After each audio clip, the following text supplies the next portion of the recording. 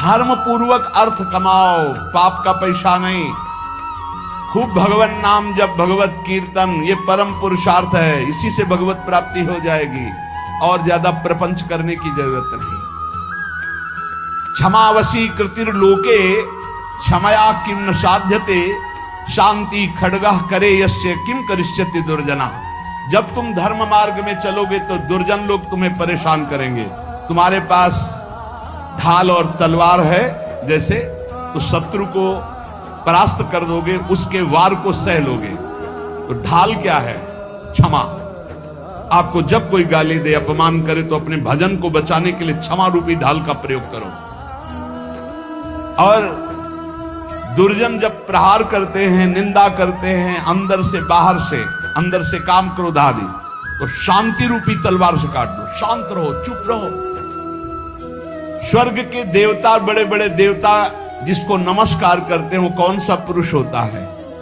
बोले वो दो प्रकार के होते हैं। एक होते हैं जो बलपूर्वक दंड देने में क्षमता रखते हैं, पर उनका अपमान निंदा करो वो सह लेंगे।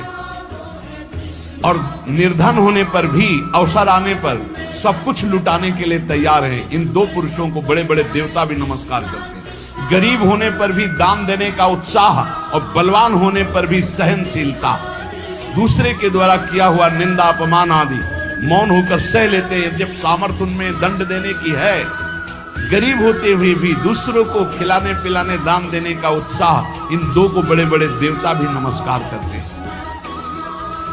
धनवंत मादातारम दरिद्रम चातपस्विनम, ये दो मरे हुए ही समझो। संसार में जीवित है, पर इसका अर्थ सीधे होता है गले में पत्थर डालकर डूब के मर जाने वाले स्वभाव वाले हैं। क्या? जो धनी होने पर भोग विलासिता में पैसा खर्चा करते हैं। एक होटल में गए, लाखों रुपए खर्चा कर दिए। अरे 250 ग्राम आटा नहीं खा सकते हो? कितने का 250 ग्राम आटा होता है? 1-2 कटोरी दाल सब्जी ले लो, 2-4 रोटी ले लो, खा लो। प्रकृति के पैसे को बर्बाद करते हो। 5 लाख उड़ाया है, 5 लाख में 500 आदमी खूब बढ़िया भोजन पाते और बढ़िया स्वस्थ रहते। ऐसे विचार करना चाहिए।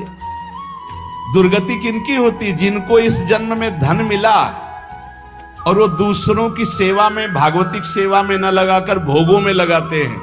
जो गरीब होकर दूसरों को दान देने का उत्साह रखता है वो, और जो बलवान होने पर दूसरों को क्षमा कर देता है वो, इन दो को देवता भी नमस्कार करते हो। देवलोक के भी ऊपर गति पाने वाला है। और इन दो को, जो धनी होने पर, धन होने पर भी साधु सेवा, गौ सेवा, भक्त सेवा, या समाज सेवा में ना देकर वो उड़ाता है नाना प्रकार के काम भोग, विषय भोग, मनोरंजन में।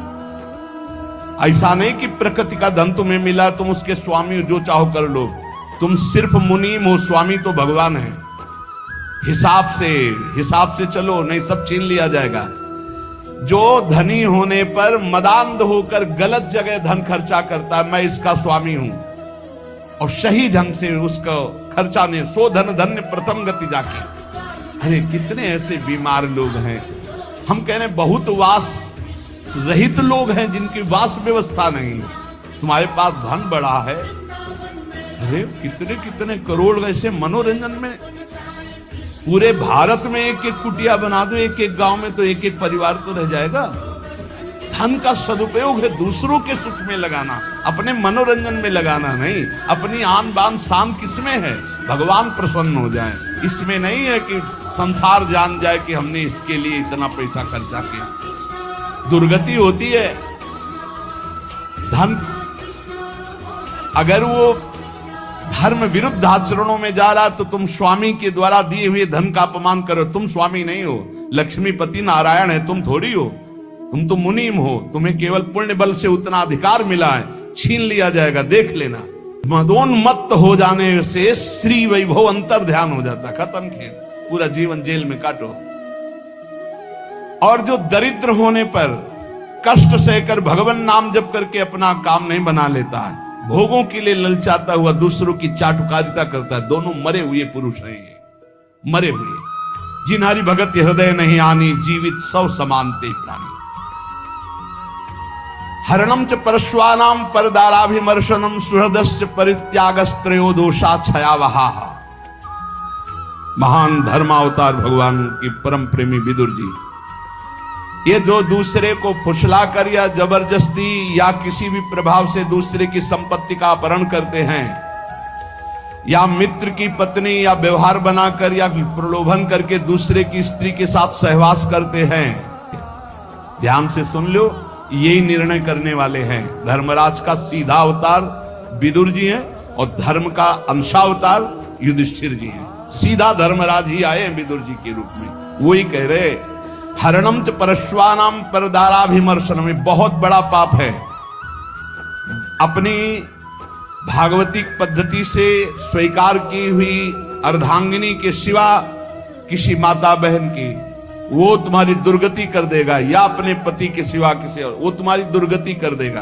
परदाराभिमर्शनम, आयु क्षीण हो जाती है, श्री क्षीण हो जाती है। आपको लगता है, कहते हैं कुछ लोग ऐसा कहते हैं कि आप जो जो वर्णन करते हो सब उसमें बड़े मौज से है। तुमको बताया है आखिरी इच्छा पूर्ति की जाती है मरने वाले की। इनकी आखिरी इच्छा है तुम अजर अमर तो हो नहीं तो देख लेना इनकी क्या गति होगी। तो लाखों रुपया उड़ा रहा, तुम कह रहे हो बड़े मौज में, और जिस दिन पकड़ा जाएगा ना और फिर जब दंड उसको मिलेगा तब आप देखने नहीं जाओगे कि उसको क्या क्या दंड मिलता है। ऐसे ही जब यमपुरी में जीव जाता है यहां से कर्म करके, तो शास्त्रों में पढ़ो, तुम्हें शास्त्रों तक पहुंच नहीं और विश्वास नहीं तो तुम मानते नहीं हो कि नरक है। जो दूसरे का धन अपहरण करता है, दूसरे की स्त्री का संसर्ग करता है, मित्र बना करके, व्यवहार बना करके पराई स्त्री के साथ सहवास करता है या पराय पुरुष से सहवास करता है, जो अपने सुहृद मित्र को धोखा देता है, परित्याग करता है, ये सब नरक जाने वाले पाप हैं। गृहस्थ में अपने कुटुंब में जो सबसे बूढ़ा हो उसको सबसे पहले भोजन देना चाहिए, धर्म का आदेश है। यहां बहू और लड़का कॉफी और समोसा और चाय छान रहे और बूढ़े टुकुर टुकुर हेर रहे हैं। अगर कुछ कहें भी तो डांट देंगे, तुम्हें घरे में तो रहना है, बना लेना, चाय पी लेना, हमें ऑफिस जाना है। और ज्यादा बात किए तो 2-4 थप्पड़ मार दिए मां के, पिता के। कुटुंब में सबसे पहले भोजन का अधिकार किनको है? गरम गरम भोजन बना के पहले वयोवृद्ध, फिर दूसरा अधिकार बच्चे, फिर तीसरा अधिकार अपने जो आए हुए जन हैं, जो घर के जन हैं। बनाने वाला सबसे बात के, एक अन्नपूर्णा जी का कृपा प्रसाद होता है उस रसोई में कभी भोजन पाया ना जाए, रसोई कभी जूठी न हो, बाहरी कोई रसोई देख ना पावे, रसोई पर्दे में रहे और पवाते रहो। आप देखो अन्नपूर्णा कैसे आप पर कृपा करती है। लेकिन यहाँ तो ऐसे दलित दुराए की हद है। वो उतार के रखा, धुआं निकला, मुंह में डाल के खा रहे हैं, वहीं खा रहे हैं, परोसा। ना भगवान से मतलब, ना भगत से मतलब है, ना बूढ़ों से मतलब है, ना ऐसी दलिद्रता छाई हुई है रसेंद्री जनेंद्री की, पूछो मत। ध्यान से सुने, इसीलिए महापुरुषों के वचन सुना रहे। आज से जो सुन रहे हैं, भोजन में सबसे पहला अधिकार रसोई में,